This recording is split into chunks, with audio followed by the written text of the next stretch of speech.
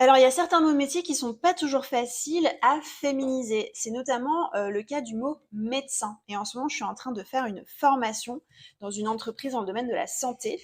Et du coup, j'ai répondu à cette question, comment est-ce qu'on fait pour bien féminiser le mot médecin, le nom de métier médecin? Et en fait, il y a différentes manières de faire.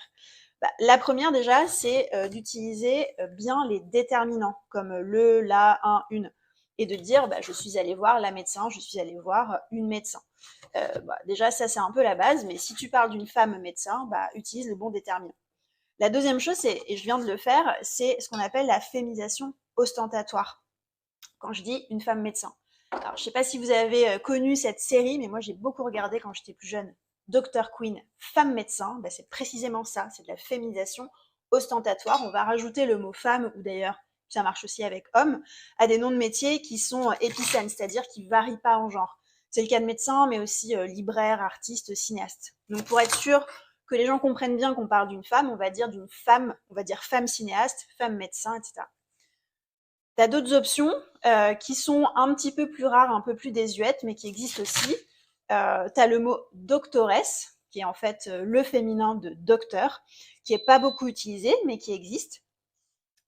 Et puis tu as aussi un faux féminin qui circule plus, c'est-à-dire le mot docteur avec un E.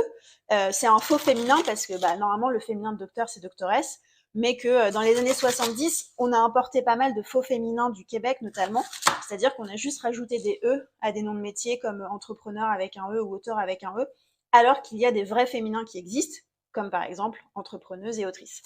Néanmoins, c'est une option, si tu as envie, tu peux utiliser docteur avec un E. Et alors, il y a un autre mot, alors pour le coup, il est encore plus rare, c'est le mot médecienne, qui a existé et qui, comme beaucoup de mots, comme notre chère autrice par exemple, a progressivement disparu de l'usage quand on a voulu que les femmes arrêtent de faire de la médecine. Donc tu vois, il y a plein de manières différentes de bien féminiser le mot médecin. Laquelle tu préfères toi? Moi, je continue à faire mes légumes rôtis pendant ce temps-là.